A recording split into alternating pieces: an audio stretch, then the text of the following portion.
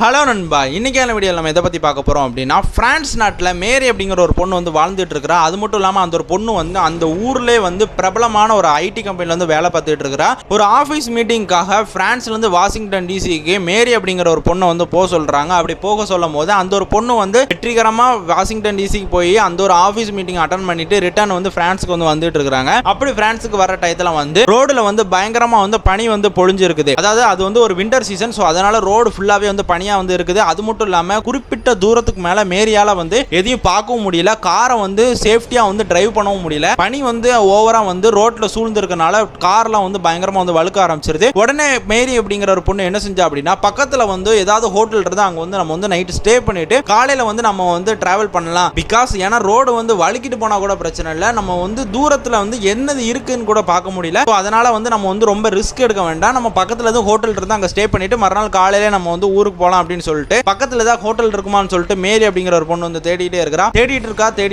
இருக்கா. பல கிலோமீட்டர் தாண்டி போனதுக்கு அப்புறம் வந்து தூரத்துல ஒரே ஒரு ஹோட்டல் வந்து இருக்குது. அந்த ஒரு ஹோட்டலும் வந்து பாதி சைடு வந்து லைட் எரிஞ்ச மாதிரியும் பாதி சைடு வந்து லைட் எரியாத மாதிரியும் வந்து இருக்குது.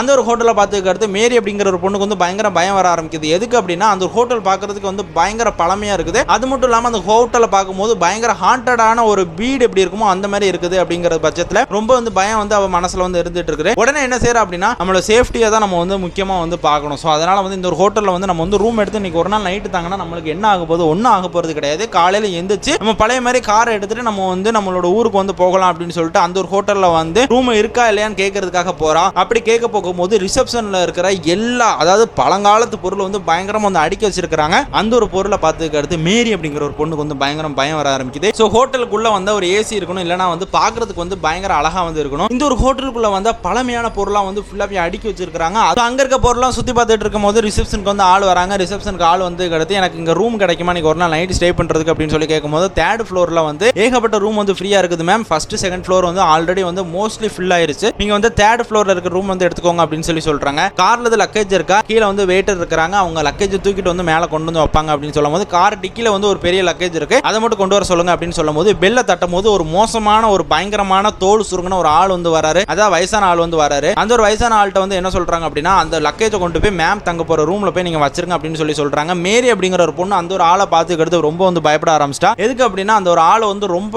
அதாவது வயசான தாத்தா மாதிரி பார்க்கறதுக்கு இருக்கிறனால ரொம்ப வந்து பயப்பட ஆரம்பிச்சிட்டா. ஆல்ரெடி இடமே பார்க்கறதுக்கு பயமா தான் இருக்கு, உள்ள வேலை செய்யற ஆட்களை பார்க்கும்போது பயமா இருக்குது. உடனே என்ன ஆகுது அப்படின்னா, மேரி அப்படிங்கிற ஒரு பொண்ணு வந்து லிஃப்ட்ல வந்து மேலே போயிட்டா. அந்த ஒரு ஆள் வந்து லக்கேஜ் எடுத்துட்டு மேரி பின்னாடியே வந்து மேலே போயிட்டாரு. தேர்ட் ஃப்ளோர்ல 310 ரூம் வந்து ஓபன் பண்ணி கையில வந்து கொடுக்குறாங்க. அப்படி டோரை ஓபன் பண்ணி கையில கொடுத்ததுக்கு அப்புறம் வந்து பயங்கரமான கெட்ட நாத்தம் வந்து அடிச்சுட்டு இருக்குது. உடனே வந்து வெயிட்டர் என்ன சொல்றாங்க அப்படின்னா, இந்த ரூம் ஏன் பார்க்கறதுக்கு இவ்வளோ பழமையா இருக்குது, ஓவர் ஹீட்டா இருக்குது, அதை விட பயங்கரமான கன்றாவியான வாடை வந்து அடிச்சுட்டு இருக்கு அப்படின்னு சொல்லி சொல்லும் போது, வெயிட்டர் வந்து என்ன சொல்றான் அப்படின்னா, மேம் இந்த ரூம் வந்து ரொம்ப நாள் வந்து பூட்டி இருக்குது, ஸோ அதனால வந்து நம்ம ரூமை திறக்கும் போது பேட் ஸ்மெல் அடிக்குது. அது மட்டும் இல்லாமல் ரூம்ல இருக்க எல்லா ஜன்னல் க்ளோஸ்ல இருக்கனால ரூம் வந்து ஓவர் ஹீட்டா இருக்குது. நான் இப்போ எல்லா விண்டோவையும் நான் ஓப்பன் பண்ணி விடுறேன், ரூம் கூடிய சீக்கிரத்தில் வந்து ஜில்லுன்னு ஆயிரும். அது மட்டும் இல்லாமல் உள்ள இருக்கிற கெட்ட நாத்தம் எல்லாமே வந்து ஜன்னல் வழியாக வெளியே போயிடும் அப்படின்னு சொல்லி சொல்றாரு.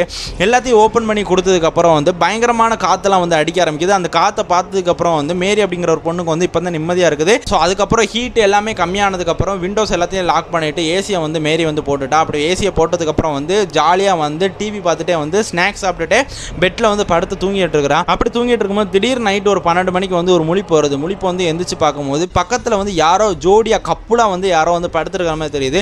என்னடா இது, நம்ம ரூமில் வந்து நம்ம மட்டும் தான் கட்டில் படுத்துருக்கோம், பக்கத்தில் இன்னும் 2 பேர் யாரோ படுத்துருக்க மாதிரி இருக்குது அப்படின்னு சொல்லி திரும்பி பார்க்குறா. யாருமே இல்லை. அதே மாதிரி கண்ணை மூடி கொஞ்ச நேரம் தூங்குறா. அட்லாஸ்ட் ஒரு 15 நிமிஷம் கழிச்சு திருப்பி வந்து முழிப்பு வருது. அப்படி முழிப்பு வரும்போது யாரோ வந்து காலை கொண்டு அவ மேலே வந்து போடுற மாதிரி இருக்குது. யாராவது நம்ம ரூம்ல தனியாக தானே இருக்கிறோம், நம்ம மேலே யார் காலத்துக்கு போடுறான்னு சொல்லி திரும்பி பார்க்கும்போது ஒரு மோசமான அழுகின நிலையில ஒரு பொண்ணு வந்து பக்கத்தில் படுத்துருக்கிறா.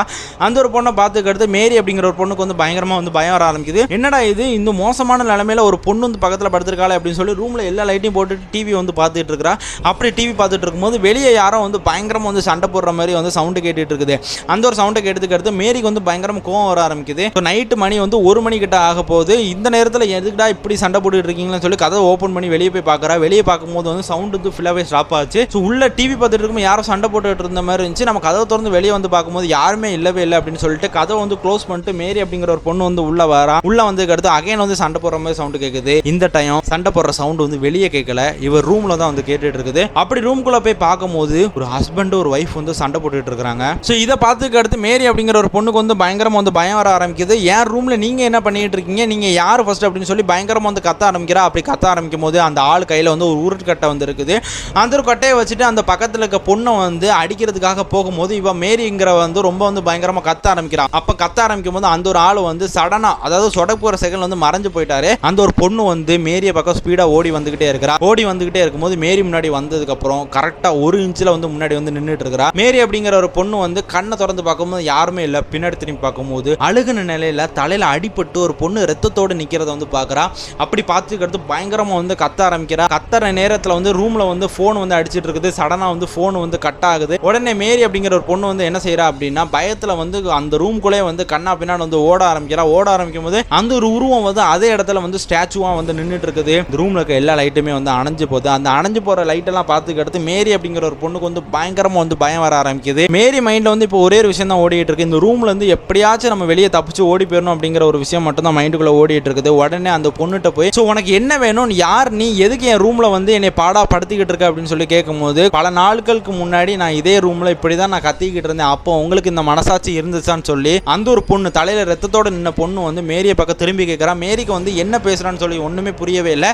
தயவு செஞ்சு என்னை இந்த ரூமை விட்டு மட்டும் உயிரோட வெளியே தள்ளிட்ட அப்படின்னா நான் வந்து திரும்பி கூட பார்க்க மாட்டேன்.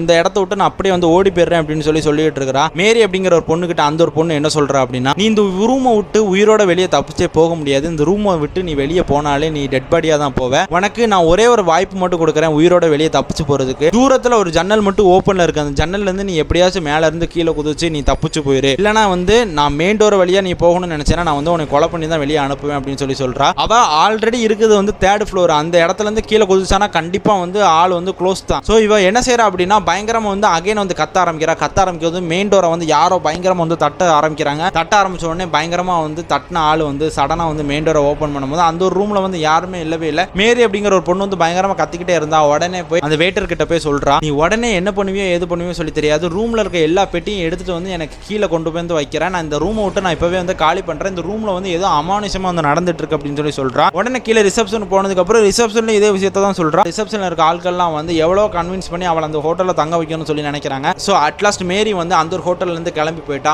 மறுநாள் காலையில அவள் ஊருக்கு வந்து போயிட்டா. ஊருக்கு போனதுக்கு அப்புறம் அங்க இருக்க லைப்ரரியில அந்த ஹோட்டலை பத்தி விசாரிக்கணும்னு சொல்லி ஏகப்பட்ட புக்கெல்லாம் எடுத்து பார்க்குற புக்கில் எதுலேயும் வந்து அந்த ஹோட்டலை பற்றி யாருமே வந்து எதுவுமே மென்ஷன் பண்ணவே இல்லை. ஸோ அட்லாஸ்ட் அந்த ஹோட்டலில் பல வருஷங்களுக்கு முன்னாடி வேலை பார்த்த ஒரு ஆள் வந்து அந்த ஒரு லைப்ரரியில் வந்து வாட்ச்மேனாக வந்து இருக்கிறாரு. அவர்கிட்ட கேட்கும் போது தான் அந்த ஒரு ஆள்கிட்ட வந்து மேரி போய் என்ன நடந்துச்சு அந்த ஹோட்டலில் எனக்கு சொல்லுங்க அப்படின்னு சொல்லும் போது அந்த ஒரு ஆள் வந்து என்ன சொல்றாரு அப்படின்னா, பல 100 வருஷத்துக்கு முன்னாடி அந்த ஒரு ஹோட்டலில் வந்து ஒரு கப்பல் வந்து ஒரு நாள் நைட்டு தங்கணும், ரூம் வேணும் அப்படின்னு சொல்லி கேட்டு போயிருக்காங்க. அவங்க 2 பேரையும் பார்க்கறதுக்கு வந்து புதுசாக கல்யாணம் ஆன ஆட்கள் மாதிரி இருந்திருக்கு அந்த ரிசப்ஷனில் வேலை பார்க்குற ஆட்களுக்கு. உடனே என்ன பண்ணாங்க அப்படின்னா, மேலே வந்து 3rd ஃப்ளோரில் வந்து 310 ரூமோட ரூம் கீ வந்து கொடுத்துட்டு அந்த ரூமில் வந்து இவங்களை தங்க வைங்க அப்படின்னு சொல்லிட்டாங்க. அந்த ரூம்லேயே வந்து அவங்க தங்கிட்டு இருக்கிறாங்க. அந்த ஆள் வந்து இவரோட லவ்வரே கிடையாது, ஜஸ்ட் அ பாய் ஃப்ரெண்டு. அந்த ஒரு ஆள் வந்து இவங்க கிட்ட வந்து எல்லை மீறி நடந்துக்கிட்டனால அந்த ஒரு ஆள் வந்து இந்த ஒரு பொண்ணோட தலையை வந்து உடச்சி இந்த ஒரு பொண்ணை வந்து அந்த இடத்துல கொலை பண்ணி போட்டுட்டு அந்த ஒரு ரூமை விட்டு ஓடி போயிட்டாரு. ஸோ மறுநாள் காலையில் வந்து எவ்வளோதான் வந்து வெயிட்டர் அந்த ரூமை தட்டியும் யாருமே கதவை திறக்கலன்னு சொல்லி கதை உடச்சி உள்ளே போய் பார்க்கும்போது அந்த ஒரு பொண்ணு வந்து ரத்த வெள்ளத்தில் அந்த இடத்துல இறந்து கிடந்தா. கடைசி வரை அந்த பொண்ணை யார் கொலை பண்ணான்னு கூட தெரியாமல் அந்த பொண்ணு வந்து அதே ரூமுக்குள்ளே இன்னும் சுற்றிக்கிட்டு இருக்கிறா. அந்த ரூமுக்குள்ளே இன்னும் யாரெல்லாம் போய் ரூம் எடுத்து தங்கணும்னு சொல்லி நினைக்கிறாங்களோ அவங்க தான் அந்த பொண்ணை கொலை பண்ணான்னு சொல்லி அந்த பொண்ணு வந்து பழியை தீக்கணும்னு சொல்லி அந்த ரூமுக்குள்ளே தான் சுற்றிக்கிட்டு இருக்கிறா. நீங்கள் நேற்று போன ரூமும் அதே ரூம் தான் அப்படின்னு சொல்கிறாங்க. இதை கேட்டதுக்கு அடுத்து மேரி அப்படிங்கிற ஒரு பொண்ணுக்கு வந்து என்ன நடக்குதுன்னு சொல்லி ஒன்றுமே புரியவே இல்லை. ஸோ இந்த ஒரு வீடியோ பார்த்துட்டு நீங்கள் என்ன நினைக்கிங்கன்னு சொல்லிட்டு மறக்காமல் கமெண்ட் பண்ணுங்கள். அது மட்டும் இல்லாமல் டெய்லி காலையில் 11 மணிக்கு வித்தியாசமான ஒரு கோஸ்ட் ஸ்டோரிலாம் நீங்கள் கேட்கணும்னு நினச்சிங்கன்னா மறக்காமல் லவ்லி பிரகாஷ் சேனலை சப்ஸ்கிரைப் பண்ணி பெல் ஐக்கானை மட்டும் கிளிக் பண்ணி விட்டுக்கோங்க. ஸோ அடுத்த ஒரு புது இன்ட்ரெஸ்டிங்கான வீடியோவில் நான் உங்களை மீட் பண்ணுறேன். ஸோ டடா பை, see you நண்பா.